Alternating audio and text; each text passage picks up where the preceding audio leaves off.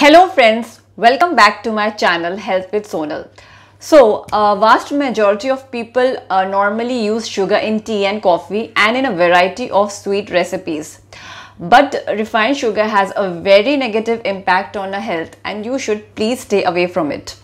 I have already made videos on the harmful effects of consuming excessive sugar or having high blood sugar. So please do watch them. And also if you are on a weight loss program or a diabetic, then it becomes really important for you to avoid sugar. So among people who avoid refined sugar, some turn to artificial sweeteners.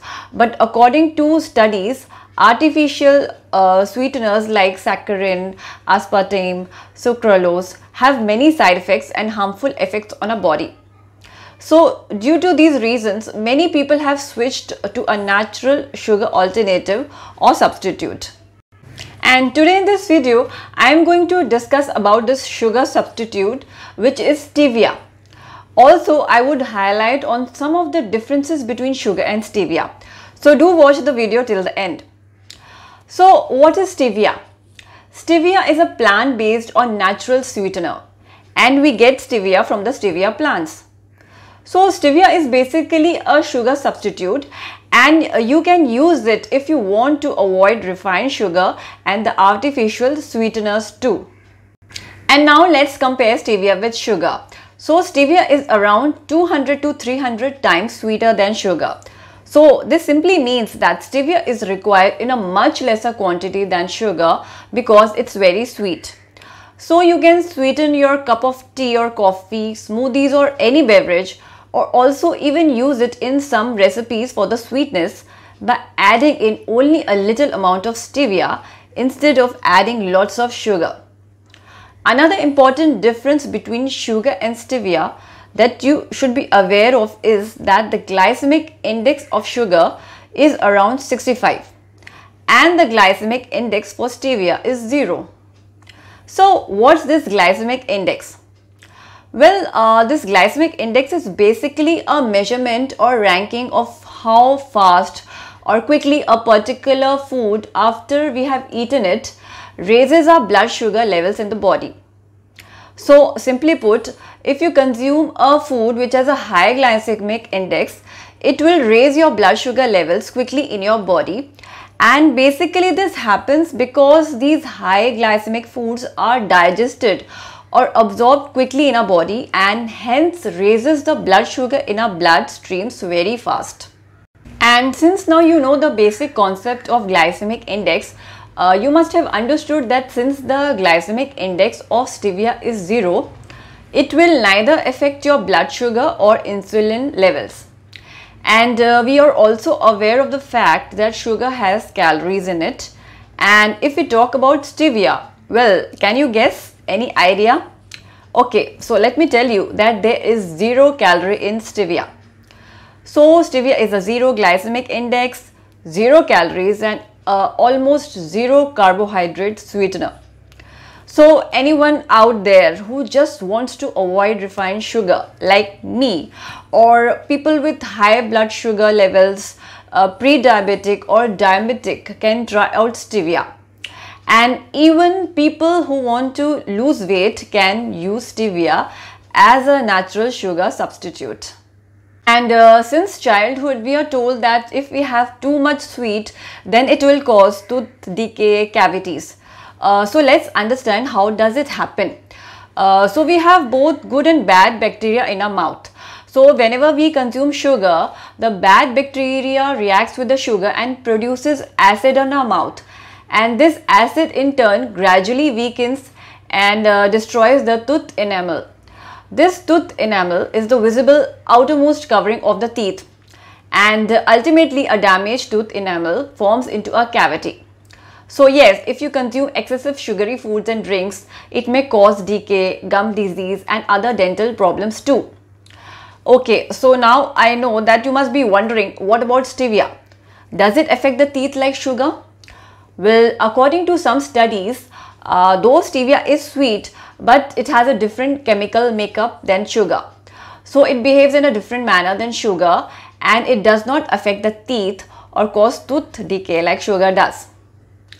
And one more point by which stevia scores over sugar is that stevia doesn't promote yeast infections, bacterial or fungal overgrowth like sugar does. This is because these microorganisms feed and thrive on sugar. So if you consume a high sugar diet, chances are that you are more prone to infections. But with stevia, it's not at all a concern. So from these few differences between sugar and stevia, we can say that stevia is a better choice and a good natural substitute of sugar. But what is good also may come with a downside, and stevia is no exception. So though stevia is much more sweeter than sugar and also is needed in much small amounts, still some people may have a little issue with the taste of stevia as it has a lingering aftertaste. Means stevia leaf extract leaves behind a taste in your mouth after you have it. But once you get used to it, you can have it easily, and it can even be used in some of your recipes too. And another concern is the use of fillers or additives in stevia products. So stevia extract may contain maltodextrin, dextrose, dextrin. So do check the ingredients of a stevia extract and avoid if it has any of the mentioned additives.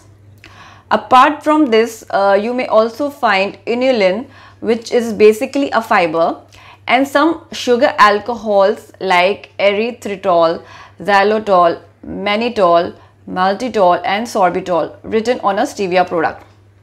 And normally these are fine for most people, but people who are sensitive to sugar alcohols may face digestive issues, bloating, gas, abdominal cramps, diarrhea, nausea if consumed in large quantities.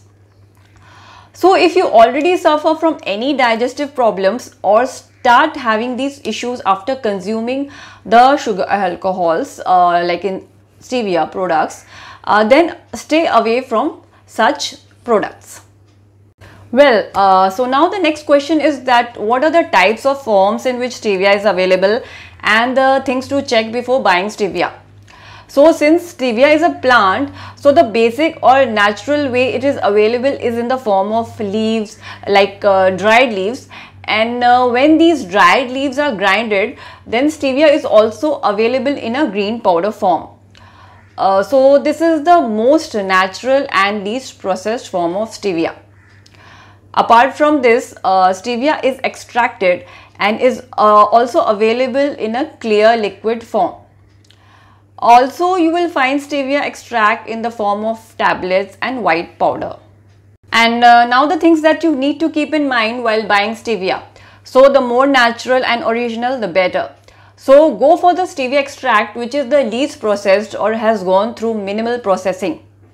So in that case, the whole dried leaves or the green powder form would be on the top list. On the other hand, the stevia extract available in the form of tablets or white powder is super refined, goes through a lot of processing with some harmful chemicals, is bleached and also added with fillers. All this is done to get a refined white powder which resembles in texture and is easy to use like sugar and also gets dissolved easily in comparison to the green powder form.